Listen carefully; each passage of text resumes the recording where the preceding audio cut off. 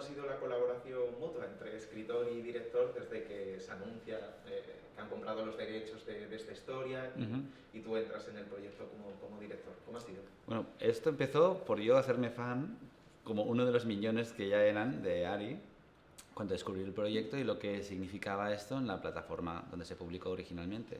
Porque claro, me llegó un libro físico, pero había mucha historia detrás, y antes de que yo entrase en el proyecto. Pero bueno, a partir de ahí... ¿Cómo fue? Bueno, o sea, fue el trabajo de coger 500 páginas y convertirlas en un guión filmable en el tiempo que tienes para un largometraje que no puede durar 5 horas, y un poco consiguiendo que la aritmética de Ares y Raquel se mantuviera ahí al frente sigue siendo la punta del iceberg, y sobre todo con la supervisión de Ari, que era nuestra supervisora, madre coraje, desde el otro lado del Atlántico. ¿Qué dices tú, Ari? Sí, para mí, o sea, fue un proceso muy lindo. Bueno, la primera vez, pues no te voy a decir mentiras, la primera vez que vi el guión fue como que el shock de, Dios mío, esta es una historia completamente diferente, Ya. ¿sí? ¿No? Porque uno como escritor es como que, ay, el libro me lo cambiaron. Ese primer shock se te pasa ya cuando te lo vuelves a leer y a leer otra vez, entonces, ok, ya entiendo este punto, ya entiendo aquí, ya entiendo allá, entonces ya uno va acomodando y modificando hasta que queda perfecto todo, pero desde el principio de verdad que fue una experiencia muy buena, desde la productora con Adrián y Nuria, de verdad que ellos creyeron en el libro desde el principio, o sea, hasta cuando yo decía, no, es que ya yo creo que no va a pasar nada. Adrián me decía, tranquila que sí va a pasar, nunca perdió la fe, y creo que ese fue el comienzo de algo tan bonito, pues que se extendió, y ahora pues es esta cosa que vemos inmensa aquí. Correcto. ¿Y cómo lleva, esto siempre lo preguntamos, una escritora ver a sus hijos casi en la ficción, ¿no? Que crecen y se hacen de carne y hueso? ¿Cómo, cuando le has puesto cara a tus propios personajes, eso cómo lo llevas como escritora? No, al principio me dio mucho cringe. Era como, ay, Dios mío, están diciendo cosas que yo escribí, no, ¿qué es esto? No puede ser, o sea, me costó un poquito al principio, pero ya después fue como que una magia, o sea, pasa de un momento a decir, Dios mío, no puede ser, y pasa al otro que es pura magia porque ves lo que escribiste plasmado y actuado, es como que otro mundo, porque yo creo que ningún escritor está listo para eso. ¿Y cuál es en este tipo de historias, o sea, no sé si hay una fórmula mágica, pero qué tienen para que conecten con los adolescentes, pero también con el yo adolescente de muchos mayores? ¿Cuál creéis que son las claves de que siempre hay una conexión con este tipo de historias? Claro, es que yo creo que todo el mundo se ha dado guantazos en la vida para aprender un par de lecciones, y creo que Raquel es nuestra heroína porque siempre pega más guantazos que nadie. O sea, es una cosa que es más universal de lo que puede parecer, y también hay algo en la adolescencia, en el vivir el amor con esa intensidad, que es algo con lo que todo el mundo puede identificarse, creo. No sé, ¿qué opinas tú, Ari? Sí, yo creo que A través de mi ventana es una historia escrita muy guiada por personajes, no es tanto por tramas, porque generalmente a veces los libros son por trama o por personaje, o una combinación de ambas.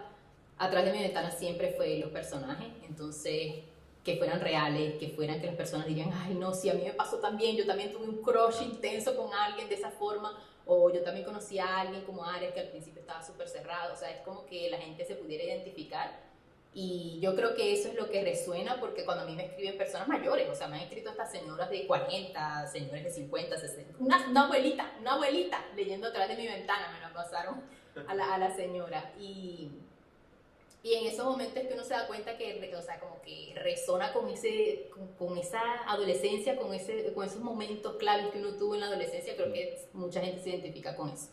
Ahora que hablas de Crash, ¿qué personaje, qué historias, qué peli, qué serie os marcó a vosotros en la adolescencia al verlo? ¿O os abrió un mundo en el que os sentíais identificados? ¿Os removió? Empieza tú, Ari. ¿Te atreves? No. ¿Alguna? De mi adolescencia, yo me acuerdo que yo creo que yo estuve en el flow de Crepúsculo, sí, la onda de los vampiros. Es más, yo me acuerdo que mi primer usuario en Wattpad era Cold Lady, porque yo quería ser un vampirito también. Ese fue mi primer amor, mi primer crush de la adolescencia. Creo que fue la era de Crepúsculo, que me la viví súper intensa. Claro, y es que yo soy un poco mayor que tú. A mí la Crepúsculo ya me pilla con alguna cana incluso. Pero yo creo que, claro, yo tiraba mucho de John Hughes, a mí me gustaba John Hughes, Club 25, 16 velas, Chica de Rosa. Buffy Cazavampiros, para mí Joss Whedon era como el dios en mi casa. Y pues ahí me quedé, esos fueron mis crashes. Y como director, ¿cómo ha sido el proceso darle una estética, una personalidad, un estilo visual a esta historia? Porque está en Barcelona, pero sí, también tiene algo como muy americano, ¿no? Está para globalizar a través de Netflix pues, esta historia. Sí, bueno, ya empezando por Barcelona, o sea, es que es bastante divertido porque es un terreno tan fértil el adaptar a una novela sabiendo que la vas a hacer en Barcelona y que tienes que de repente elegir cómo lleva el pelo a Raquel o qué camiseta lleva Yoshi. De repente hay como decisiones que son muy divertidas de hacer y que te dan mucho terreno como para enamorarte del proyecto. Sabíamos que Barcelona iba a ser como el quinto, sexto, séptimo personaje de la película y que queríamos que fuera un contexto icónico de la versión filmada de la novela. Y pues en ese aspecto fue casi como un juego. Era como un poco como ir de A a B y obviamente siempre tratando de mantener ese corazón, esa semilla de la novela,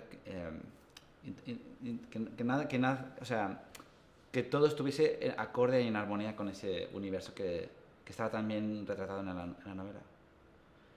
¿Y cómo es el proceso de escribir en una plataforma tan democrática, ¿no? Como Wattpad, cuando empezaste, y ahora ver tu historia en Netflix, en casi 200 países? No me lo quiero ni imaginar, ¿no? Pero es como de la nada al todo. ¿Cómo lo estás viviendo? Sí, totalmente fue, o sea, porque jamás me lo imaginé, nunca estaba en mi lista de sueños de, ay no, yo quiero que mi libro sea una película, no, porque yo empecé a escribir en Wattpad porque me gustaba y todo el mundo podía publicar ahí, y es como que todavía me despierto y es como que, ay, Dios mío, sí, va a salir en Netflix, y me meto a Netflix y lo busco y sale, y veo el tráiler a veces de vez en cuando, ya lo he visto en todos los idiomas, por cierto, que ya como en ruso, en italiano, en francés, en todos los idiomas me lo he visto porque todavía hay días que no me lo creo, la verdad. Y os quería preguntar también, yo no he leído la novela, pero por la playlist de la película, porque no sé cómo ha sido el proceso de elegir, porque está llena de temazos, o sea, si ya tiene potencial la peli, estás bailando en casi cada escena. Perfecto, pues mira, qué mejor que disfrutarla de esa manera. Había una cosa que cuando Nostromo cogió el proyecto empezamos a hablar de cómo adaptarla, cómo hacerla. Yo lo que tenía claro es que si íbamos a hacerla en Barcelona íbamos a trabajarla pues desde aquí, ¿no? Y hay un montón de música española que es súper guay. Y me daba un poco de paro, quizás esto es una cuestión más personal, de utilizar la típica adaptación de canción americana o en inglés, un poco porque suena más o es más conocida cuando había mucho talento nacional y de repente fue como muy fácil poner esta música que escucho yo a menudo o mis amigos y quería pues un poco compartir eso. Sobre todo también pues para vestir ese paquete sin tener que recurrir a parches de otros lugares cuando había muy buena música aquí. Y hay música de ahora, música más antigua. Pues enhorabuena y muchas gracias. A ti, muchas gracias.